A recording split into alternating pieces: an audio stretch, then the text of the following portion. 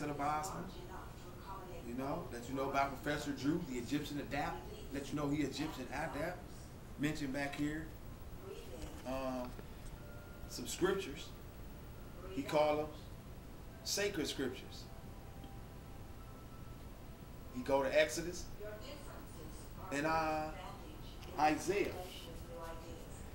you know, about some sacred scriptures. See, so right, that's ours. Boom. I still ain't going to embrace no Christianity.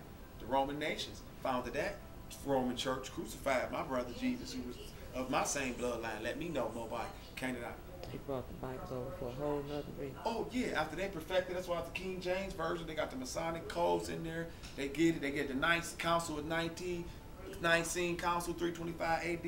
You know, they taking out stuff, they switching it up, they hooking it up for they conquer it, so they can conquer us. Yeah. It got washed. So you got the Moorish Leaders Historical Message to America, in connection with the aims, objects, rules, and regulations of the Moorish Science to America.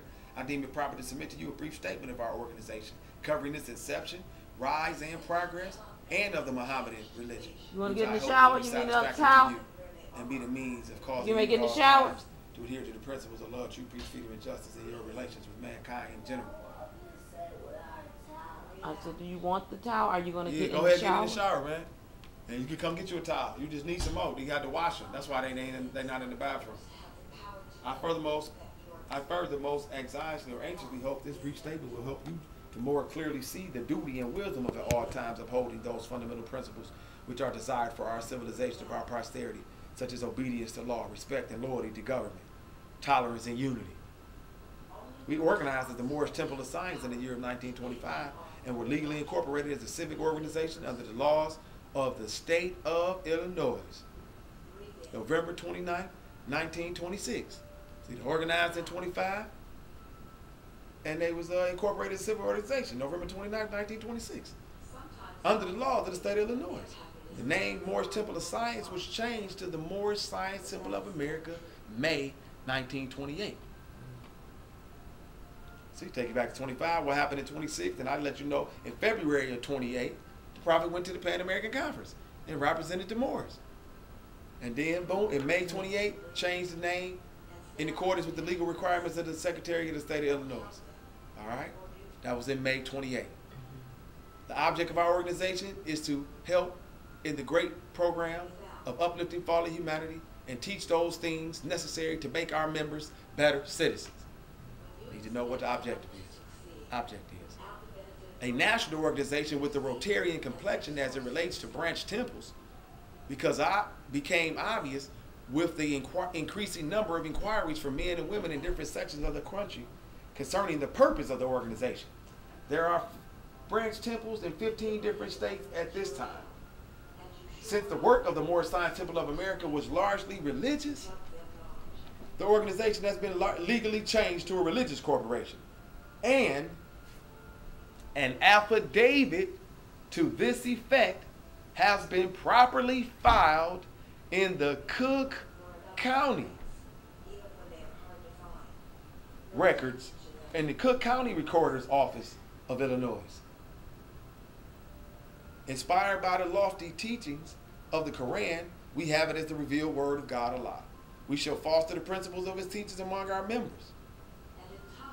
This is our religious privilege as American citizens under the laws of one of the greatest documents of all time, the American Constitution. The Mohammedan religion is the least appreciated and probably the most misunderstood of the world's great religions. This is especially true in our Western world. Do your best to understand what Mohammedanism stands for and some of the things it has contributed to the world. Muhammad was the founder of the Mohammedan religion. It originated 13 centuries ago on Arabian Peninsula,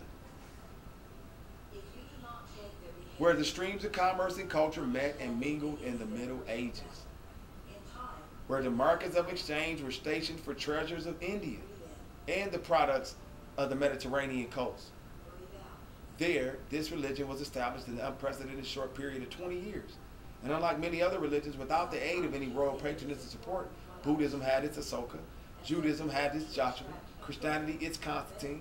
But Mohammedanism had no person of royal rank and power to assist in its establishment and spread. Today, this religion is acknowledged by nearly 250 million souls. It extends over an area equal to 1/3 of the globe. From Arabia, it spread eastward over Persia, Turkestan, Afghanistan, westward across Syria, Asia Minor, Turkey, southward to Africa, covering more than half of that continent. It found its way to India and beyond, to the islands of Sumatra, Java, and Borneo. Incalculably great. So that is incalculably. They who transmitted the treasures of Greek literature from the Middle Ages to the Renaissance. That's going to take you from 500 to 1500. They who originated the graceful forms of which the Taj Mahal and the Alhambra are the most famous examples. It was they who contributed to the sciences of algebra and chemistry, astronomy and medicine. They who dotted the Saracen Empire with the universities and who built at Baghdad and Cairo the most renowned universities of the world. During those centuries of ecclesiastical despotism, when the Christian church suppressed all intellectual activities save those that were theological, causing the talent that reproduces to supplant the genius that creates. That's why people just reproduce stuff. You're not creating anything. Mohammedans did all in their power to encourage and stimulate research in every branch of human inquiry. Man, that's straight up freedom. But they was locking us all down. We don't even talk about some unseen God. We talk about everything. The Moors, or, see, give you this code here, Mohammedans. So you can know that, oh, okay, Moors and Mohammedans, okay. Oh, wow. That's what Mohammedanism, okay? There ain't no negative thing. Studying it, it's the doctrine that teaches of Muhammad. Oh, who's Muhammad? Oh, Muhammad is a Moor. Oh, all right. That's one of your ancestors. Oh, all right. Oh, all right. And you can evidence that they Moors. See, right here, you codified it and found it. It's like, oh, I know this now. Now I can support what they were saying. And understand, it's still correct. It's just I focus on their higher self. I can't deal with your lower self. I just decode this stuff, though, and use what you left me. Why would I stay outcast? I ain't going to take what none of y'all left me. I'm going to stay out. Is you crazy? So the Moors or Mohammedans added to the beauty and grandeur of Spain. For centuries, art, science, literature, and chivalry flourished among them, while the rest of Europe was still sunk in the gloom of the Dark Ages. The Moors were the most ingenious and industrious of the subject of Spain.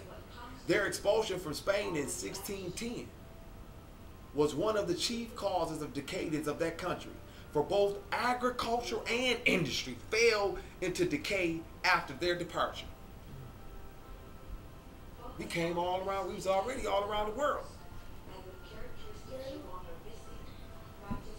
Mohammedanism makes no distinction between high and low, rich and poor. It is like the sky. It has room for all. So now why would I be talking about I'm going to do something else? The Quran should be of interest, ruling over the customs and actions of over 200 millions of people. It is a work of importance, whether considered from a religious, philosophical, or literary viewpoint. In the promotion of plans for the betterment of mankind, there has ever been some kind of opposition. See, you gotta understand that right there. In the promotion of plans for the betterment of mankind, there has ever been some kind of opposition. And strange as it may seem, such opposition has come from sources where there were no ideas or the lack of courage to force attention to ideas. Period. So you know where the opposition comes from and why.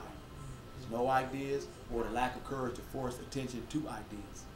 Yes, sir. You bring your sheets and stuff in here too? All your dirty stuff?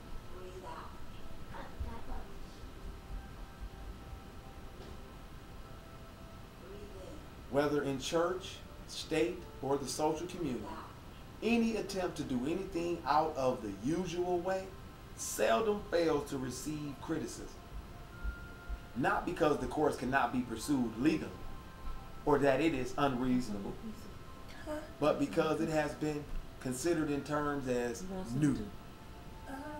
The Moorish Science of America has received some opposition and criticism, period. In the main, the opposition has come from certain Christian ministers, period. They have expressed themselves as being opposed to our propagation of the Mohammedan religion, period. Possibly because the propagation of the Mohammedan faith among our people in the United States is considered by them in terms of something new, period. Whatever the reasons may be for their opposition, the legal right to oppose citizens, individuals, and organizations, unlike, look how he hooked you up on that, for their religious beliefs does not exist in the United States. See? Whatever the reasons may be for their opposition, the legal right to oppose citizens, individuals, and organizations alike for their religious beliefs does not exist in the United States. No reason can you oppose somebody for their religious beliefs. Yes, sir. You know where the one was at about the vampire in the wood? It was sitting right. Yeah, put it back over. It's good for me. It ain't fire. Put it out. It says that the door of religious freedom made by the American Constitution swings open to all. And people may enter through it and worship as they desire. Without religious freedom, no search for truth would be possible. Without religious freedom, no discovery of truth would be useful. Without religious freedom,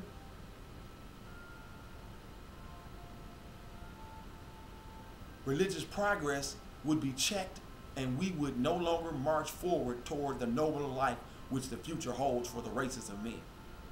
Without religious freedom, there would be no inspiration to lift our heads and gaze with fearlessness into the vast beyond, seeking a hope eternal. You can go in there and get them words. You got to do words and stuff before you go watch a movie. It is a sad weakness in us, after all, to oppose our fellow man. The words in my room, on the floor. It is a sad weakness in us, after all, to oppose our fellow man for their religious beliefs. And if there are angels who record the sorrows of men as well as their sins, they certainly know how many and deep are the useless sorrows that spring forth from such opposition. Possibly love and time will cancel our ancient hatreds in this regard and prove that in mankind tolerance is better than unwarranted opposition. I'm gonna use some water. In connection